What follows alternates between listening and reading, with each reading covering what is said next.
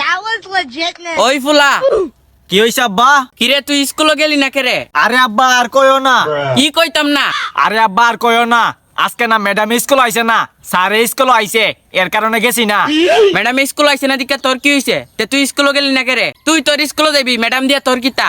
আরে আব্বা আমি কি পড়ালেখা করবার লাগে স্কুলে যাই? তে তুই কিতার লাগি স্কুলে যাস? আরে আব্বা আমি তো স্কুলে যাই ম্যাডামের লগে করবার লাগি। ইডা আবার কিতা? আরে আব্বা তুমি এটা বুঝো না, এটা তো আবার কিতা?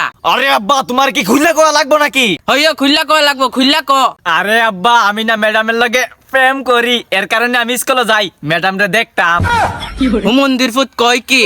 হ আব্বা আমি এটা ওই কই। তুই জানোস না তোর ম্যাডামের লগে আমার চলতাছে? আব্বা মানে কি? মানে তোর ম্যাডামের লগে আমার চলতাছে, এটা তোর মা লাগে। আরে আব্বা তুমি এটা কেমনে কিতা করলা? তোর যে সময় স্কুলের বেতন দিতাম গেছিলাম, হে সময় সেটিং করে আই পড়ছি।